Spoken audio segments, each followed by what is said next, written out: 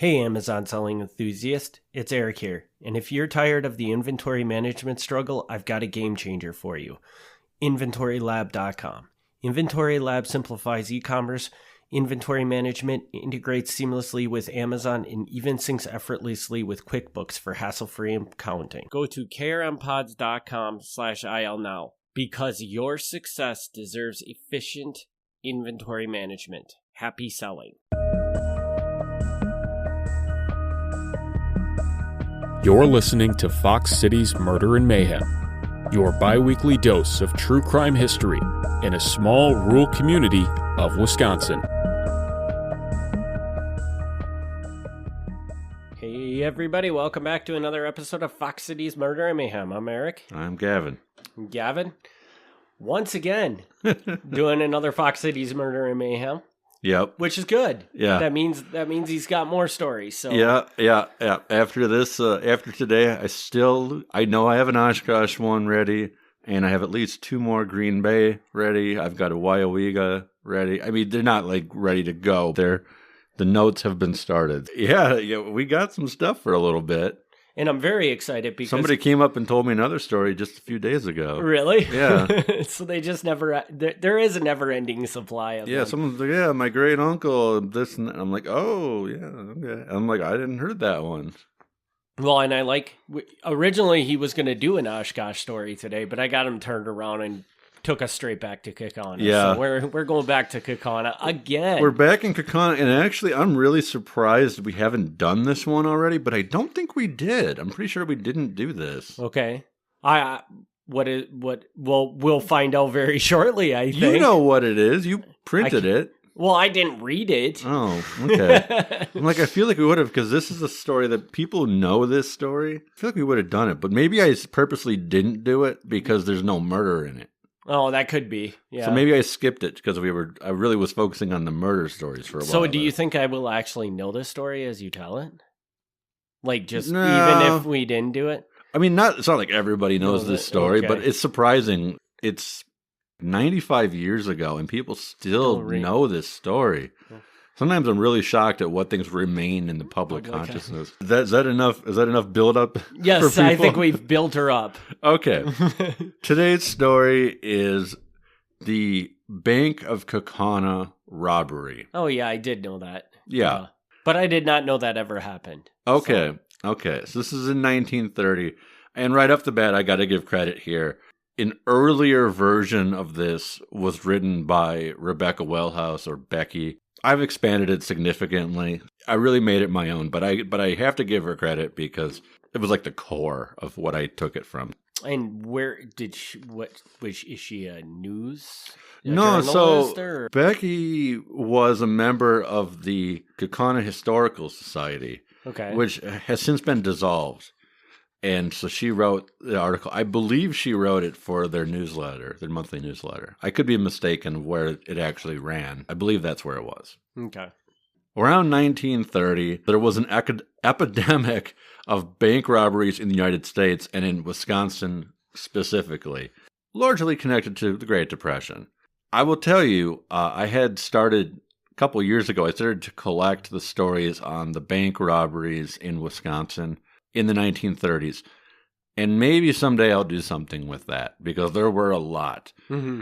And there were even bank robbery gangs active in Wisconsin that have been forgotten completely because everybody remembers the big names, the more national names, some of whom are going to come up in this episode. But I'd love to tell some more just like the Wisconsin stories about what was going on at the time. Today, we're just going to focus on one of those.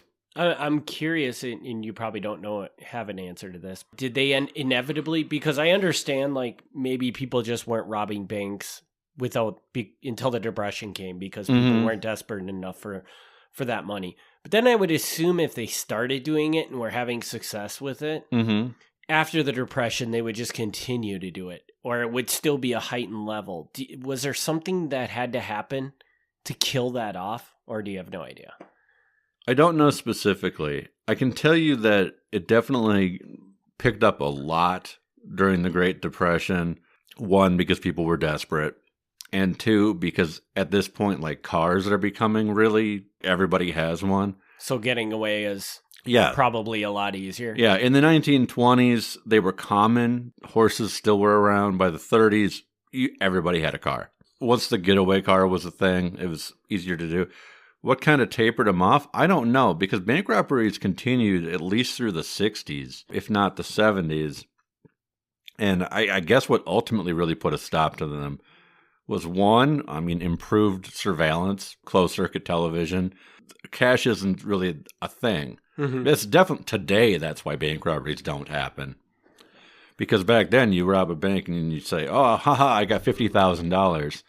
Today, if you try to rob a bank, what are you going to get? Like $2,000? They're going to be like, "What? Do you want our computer with all the numbers in it?" Right. You know? They don't carry cash the way that they used to, and on top of the fact that they've got the cameras. They've got that funny little thing by the door that measures how tall you are. The second you walk out of there, they know your height. They've got your picture. You're not getting away. So it's kind of funny because the way you describe it, it almost sounds like Great Depression started bank robbery as a thing. Obviously they happened before, but they got more popularized. It definitely took off in popularity. Yeah, it had been around. Bank robberies had been around for a long time. Stagecoach robberies, train robberies. These were all things. But yeah, definitely the 30s was like the height of it. But then it still kind of remained once security got to the point where they could basically eliminated it. They hung around for 30 years before really security got to the point where they could take it out as a problem. Definitely. It's interesting. Oh, and I should say, not that bank robberies don't exist today. Because banks do get robbed. Oh, they do, yeah. But it's an absolutely foolish thing to do. It's what's the clearance rate, the solve rate on bank robberies today? I'd say damn near 100%. Yeah, I have no idea. I don't know. I could be wrong on that, but I would be really shocked if you had a good chance of getting away for more than a day or two. I say that because on a previous podcast we had talked about a bank robbery. And I said that bank robberies weren't really a thing anymore. Mm-hmm. And then somebody informed me that my mother, who used to work at a bank, her bank got robbed. So I want to be very clear. Yes, banks still get robbed. It's just not very common. Yeah, they do. You can look it up, and they still get robbed, but it's stupid. All robbery's stupid, but that's one of the stupidest ones. Yeah. Anyway, let's get to our story. Yep. It's September 23rd, 1930. The Bank of Kaukauna at that time is at the corner of Law Street and Wisconsin Avenue. So for people not familiar with Kaukauna, that's like one of the main corners right in the middle of town. It was robbed in broad daylight by 5 unmasked men with revolvers. One man stayed in a dark Cadillac sedan with the motor running, while 2 other men covered bank employees and patrons with their guns. A third man stood guard at the door, and a fourth cleaned out the bank cages and one vault, and put the loot into bags. The men ordered everyone, including the customers, to lie on the floor face down, while they jumped over the railing. Their ages were estimated to be in their late 20s. 3 employees of the bank were herded into the vault. And according to a story later told by the son of the bank president, one of the bandits said, "We're going to have a board meeting. Everybody into the vault." The employees were able to escape quickly due to a recently installed safety device that meant you couldn't be locked inside. Good device to install. Evidently, the robbers were disappointed in the paltry amount of loot, estimated by the cashier at somewhere between $25,000 and $40,000 in cash and securities. And when was this? 1930. Well, that sounds like a lot of money in 1930. I agree. I actually think that sounds like a lot. Yeah, I can't believe they were disappointed by that. Yeah. The assistant cashier got slugged with a gun, got pistol whipped, when he told them that there was no more money to give them. Yeah, I feel like they did pretty good. The newspapers speculated that the bandits were hoping that the Thilmany Pulp and Paper payroll had recently been deposited. I personally find that's extremely unlikely. Unless these were like local guys, I don't know how they would even know that there's a paper mill that has a big payroll getting deposited. Maybe. I guess they could have done their research, but I feel like it's not something like bank robbers do. It's like, oh, well, if we show up, we'll get the paper mill money. I don't know. Maybe they do. Well, in the 30s, would they have paid cash? I don't know. That's an interesting question. I would assume it would be like some sort of check, right? I don't know. In which case, there wouldn't really be cash. It's actually a really good question. Yeah, that's weird. I don't know. I don't know. Yeah, I don't know how people got paid in the 30s. Yeah, I mean, I would agree. I would assume they'd get a check, a paycheck, but maybe an envelope of cash. I don't know. Yeah. Carl Runty was surprised when he walked in the door and ran into the bandits making their escape.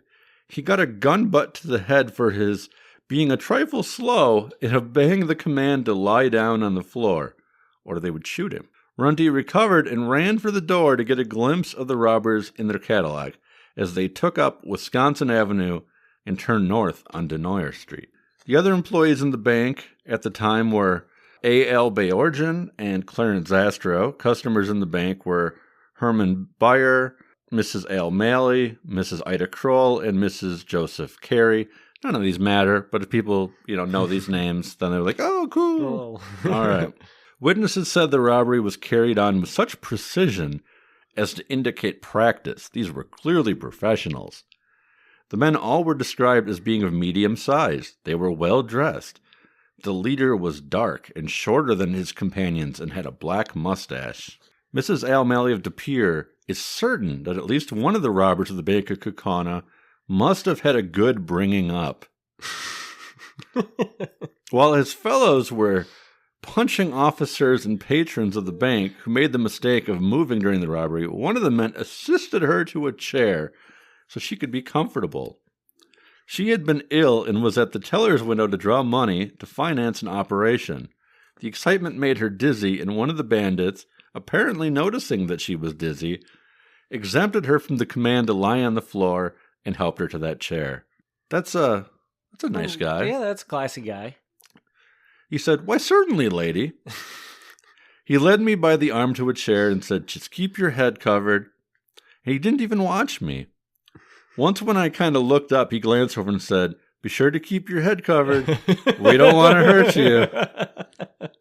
It's too bad they don't earn their money honestly. Even in all that excitement, that one fellow didn't forget to be a gentleman. That's an amazing... This is an absolutely real quote from the paper. Yeah, that is an amazing quote from the paper. On the other hand, Ida Kroll, at one of the windows, holding a $20 bill that she wanted changed, saw it snatched right from her hands. She didn't think they were gentlemen at all. Police were called, and less than 15 minutes later, the chief of police and assistant chief were hot on the trail of the bandits. They were able to trace them as far as Pulsifer, which I don't really know where Pulsifer is. Do you know where Pulsifer is? I have never heard of Pulsifer. Okay. No. Where the trail was lost as a result of several diverging roads, which could have been taken by the robbers. Also investigating were the sheriff, the undersheriff, and even the assistant district attorney. On the Saturday following the bank robbery, a posse of about 20 men left for the northern part of the state near Crandon on an unsuccessful chase, following a tip that the robbers of the Bank of Kaukauna had been located there. A year later, there was a small mention in the Appleton Post-Crescent that the Bank of Kaukauna robbery still had not been solved, and that the bank had since been equipped with bulletproof glass. The railing, which the robbers had jumped over, had been extended to make it much harder to jump over. Wires charged with electricity had been strung along the top of the office cages to prevent anyone from leaping over them. So nobody was going to rob this bank again. I have information for you. So, where Pulsifer is? Yes, Go for it. Pulsifer appears to be just, I'm going to say, east of Cecil on Highway 22. Okay, so where's Cecil? I know where Cecil is, but tell us where Cecil is. Right on Shawano Lake. Okay. I figure. I guess that is a Valid point. Yeah. I just would assume everybody would know where Cecil is, but yeah. Why would people know where Cecil? That's true. I don't know. Why do I know where Cecil is? I know where Cecil is because we had to go through it to get to where my grandmother grew up, to my great grandparents' house. What is 1,000 people live there? Yeah. Why would you know where Cecil is? Because it's kind of like that's where everybody goes to get on Shawano Lake. Okay. All right. And for people who don't know where Shawano Lake is, it's near Shawano. Yes. All right.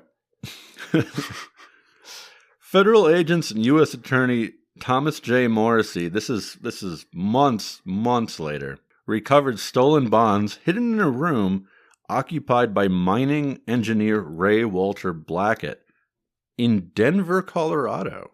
A $500 bond was found that traced to the robbery of Black Earth, Wisconsin in May 1930, and another bond traced to the Bank of Kaukauna robbery. Blackett was found with $9,000 in bonds. Morrissey, the U.S. attorney, said that this definitely connected the Denver men with the John Dillinger gang. I'm just leaving that out there. According to the newspaper, Morrissey specifically said that Dillinger stole $6,000 in cash and $25,000 in securities from Black Earth in Wisconsin. So they did not quote him exactly, so it's hard to know what he said. They said that he said this, but they didn't put it in quotes, so I don't know how he phrased it. Okay. Gotcha. We'll come back to why I have issues with this. Blackett's connection to the bonds or any of these bank robberies is quite a mystery. Through census records, marriage licenses, draft board forms, and everything, I wanted to know, who the heck is Ray Blackett? I know he was born in Battle Creek, Michigan. He spent virtually his entire life in Denver, always worked for mining companies. He was married many times, none of them to anybody suspicious. The oddest thing I could find about him is that when he did finally pass away, he died in Mexico, which nothing really strange about that, except, why was he in Mexico? Yeah. Kind of weird. Doesn't mean anything. Who Ray Blackett was and why he had the stolen loot from Wisconsin robberies, I don't know. Now, what did you say he had? Did he just had a single bill that they could trace back to it, or what was it? So he had $9,000 in bonds, including $500 from Black Earth and another one. It doesn't say the amount, but another one from the Bank of Kaukauna. They're bonds. They're not bills. They're like savings bonds. Okay. Or Liberty bonds. I don't know what they are. They're bonds. Some sort of piece of paper with money value to it. Yeah. Another year passes, and then the January 1st, 1937, actually, this is more than a year. This is, a year after some of this other stuff, but this is almost 7 years later from the original robbery. The Appleton Post-Crescent has one sentence in the paper, no headline even. Loot from the Bank of Kaukauna robbery in 1930 was recovered in Denver, and the holdup was attributed to the Dillinger gang. Just completely random. They have this remark in the paper. Here's where I take issue with this. All right. A small piece of the money was found in Denver with this guy. That's true. Okay. The part I take issue with is this Dillinger thing. Because at first they're like, oh, this is Dillinger. Here, the Post-Crescent says the Dillinger gang. It doesn't say John Dillinger specifically. It says the gang. Maybe that's a little better. I don't know. We do know John Dillinger was in Wisconsin sometimes. He did rob a Racine bank. That happened. Okay. He had his infamous shootout at the Little Bohemia Lodge up in Manitowish Waters. Okay. So we know that he hung out in northern Wisconsin. Here's the problem. He was in jail during the Kaukauna bank robbery. I can tell you with 100% certainty, John Dillinger did not rob the Bank of Kaukauna. But it could have been his gang. Right. I say it's possible members of his gang were involved without him. Mm-hmm. Without specific suspects identified, it would be hard for me to confirm it or rule it out. If you say, oh, it was John Dillinger, I could say, no, 100% it wasn't John Dillinger. But if you say it was this member of his gang, I mean, if you give me a name, I can tell you where he was. But if you just say the Dillinger gang, it's so vague because at different points in time, different guys were in and out of this gang, depending on who was in jail at the time.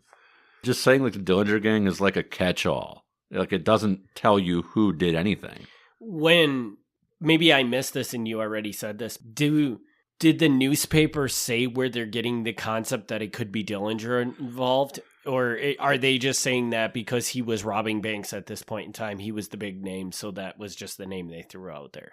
See, that's the second part is what I get out of it, because that's why I want to know what the actual quote is that the guy says when they find the bonds, because I don't know what the U.S. attorney, what the prosecutor is actually claiming that connects the Dillinger gang to these bonds.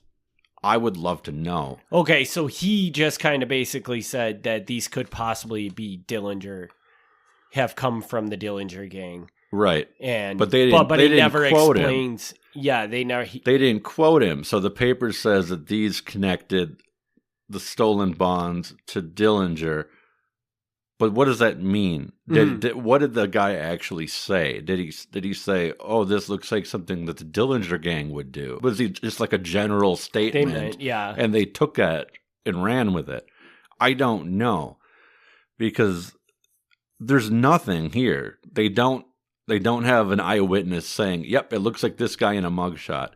They don't have anything actually connecting it to any real person. Mm-hmm. The bank robbery is never solved. And I'm not saying it's not some member of the Dillinger gang or some members of the Dillinger gang. It's a possibility. To me, it reads like we've got all these bank robbery gangs active in the 30s, some of whom are local. There's the bank robbery gangs that were like based out of Fond du Lac. Mm-hmm. And this is the same complaint I always make about the Capone stuff. Is that, of course, the most famous bank robber is John Dillinger. Yeah, so we're gonna say, unsolved bank robbery, Dillinger gang. Yeah, it must have been Dillinger. Yeah, and to me, unless you have like one piece of evidence, that's some speculation. What's any evidence here? The only evidence I have is that he was in jail. That would lead me to believe that it wasn't his guys. Again, it could have been some members of his. I don't know. It's unless I saw some actual thing of why they would suspect them as opposed to anybody else. I feel like it was just a name they threw out. What did Dillinger have? I don't know anything about John Dillinger, so Sure. This is probably a really stupid question. Did he somehow have ties to Denver? Because it does seem interesting that the money they did recover was all in Denver, right? Yeah, I mean, not really. Did I miss that? There was 2 instances where they recovered money in Denver from the... Well, it was one instance that they recovered. They recovered $9,000, and at least, I don't know what the rest of it traced to, if it traced to anything, but at least 2 of them were traced back to Wisconsin bank robberies. But what was the thing you were saying when 7 years later in the Post-Crescent had an article? That was just, I don't know. It's like them throwing it out, being like, hey, remember there was a bank robbery, and it was probably. So they were it says it's attributed to the Dillinger gang. Uh-huh. Attributed by who? So 7 years later, they wrote an article just referencing the money that had been recovered in See that, but this is the thing. Like, this is why people still. Some people, I mean, most people probably have never heard this story, but some people still in Kaukauna will be like, "Oh yeah, did you hear that John Dillinger was here and he robbed the bank?" Because they don't know the story. Mm-hmm. They know that piece that is hung on, where somebody threw out the name of John Dillinger. So now they're like, "Isn't that cool? We got that Dillinger connection here, that he was at the Bank of Kaukauna." Like, no, he personally was never there. That's a guarantee. But that's what makes it, like, people remember it, because the Dillinger name is still remembered. Interesting. But yeah, I mean, what his connection to Denver would be, I don't know. He was primarily like an Indiana guy. So he was in Indiana, Illinois, Wisconsin. I mean, Denver's a bit of a hike. Yeah. And if there's no evidence to suggest that he was ever down in Denver, which we probably don't have enough research. I am not to an expert on John Dillinger, yeah. But I don't know what his link to Denver would be. That's really kind of outside of his territory. I think it would be safe to say, and tell me what you think of this, that it probably was not one of the in-state groups. And Not one of the... Okay, where are you going with that? Well, the reason I say that is just because the fact that the only money ever recovered was down in Denver. It suggests that these bank robbers were traveling around and around and around. So that leads you to believe it's a bigger, more mobile gang. Yeah. Okay. That's reasonable.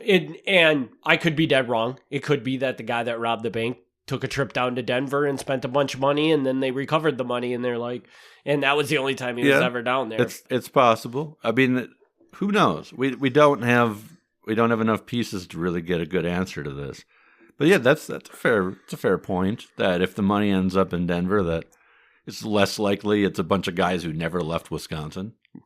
Yes. So everybody out there that's listening to this, the next time you want to say John Dillinger robbed a bank in Kaukauna, remember when he was supposedly robbing the bank, he was in prison. Yeah, so, I don't know how often people want to say that, but if they've heard that story, I will tell you 100%. John Dillinger was not in Kaukauna. John Dillinger himself. It could have been his gang. Could have been his gang, but definitely not him. So. I mean, maybe we'll do a follow up, and I'll tell the Black Earth bank robbery, which is not Fox Cities remotely, because it does kind of connect. Maybe we'll talk about that one. Where is Black Earth? Nowhere near here. I believe, and someone will correct. You got the Google, but I think it's like southwest Wisconsin. We'll leave our listeners with where Black Earth is. Okay. Black Earth, Wisconsin. Black Earth, Wisconsin is. I have no idea where we are. I know that there's a CBD shop near it. That's not helpful. Hey, you were pretty good. Yeah. You were pretty good, Gavin. Yeah, it's west of Madison, a little bit northwest. I mean, okay, northwest. So like more like Baraboo. The closest city that I see that I know the name of would be Mount Orab, but Mount Orab is not very close to it. Okay, so it's between Mount Orab and Prairie du Sac, or Sauk City. Okay, sure. Okay, it's in between almost right in the middle of the two. Okay. So yeah, maybe we'll go down and take that out and see what else John Dillinger could possibly have been involved in, but probably not. And was he in prison for this one too? I don't remember offhand. Like I said, I already had pulled a lot of material on Wisconsin bank robbery, so I've got that started already. Have you looked we can do it. Were these two robberies within months, years? Do you know that off the top? I believe it was within the same year. Okay. I believe it was. So that could suggest that it was the same gang traveling around robbing banks. Yeah. So. I mean, don't quote me. Like, again, it's been a few years since the bank robbery project was something I considered doing. I do a lot of things that I start and then decide that that's not what I'm going to end up doing. That's part of what being a writer is doing a bunch of projects that never actually go anywhere. But yeah, we can. I mean, it's like I said, it's not remotely Fox Cities. We have at least we've created that link now. Oh, so. Yeah, and I think this is a kind of a neat trail to go down because what if this gang was just traveling all over the state of Wisconsin robbing banks? And I think that's not out of the realm of possibility by any means. No. Okay. All right. Well, we'll come back to add that to the list. Sooner or later, we'll do another bank robbery story. With that, we can wrap this episode up. Unless you got anything else you want to add, Gavin? No, that's it. I remembered we had a Kaukauna story available to us, and I was like, oh, we're always got to do Kaukauna stories. Yeah, we're always looking for Kaukauna stories. Yeah. All right, then we will be back in the near future with a new episode. If not, if it's not the next session, you'll get a rerun. The way we've been pumping these out, it might be a new episode. So, as usual, we thank everybody for your continued support, and we will see you on the next episode. All right, thank you.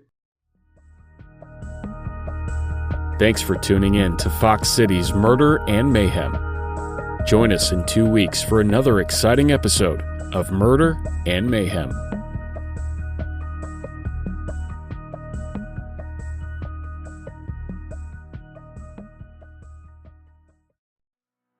Hey podcast fam, are you a current Amazon bookseller? Are you tired of spending endless hours in thrift stores, bookstores, and libraries, book sales looking for profitable inventory? Want to source in your pajamas? KRM Wholesale offers a custom list of profitable books you can source from your computer. The items can be shipped to you, or our teams will prep and send the items into Amazon on your behalf. Take your Amazon business to the next level with no upfront charges or fees. Ready to get started? Visit kingsridgemedia.com/wholesale to get started today.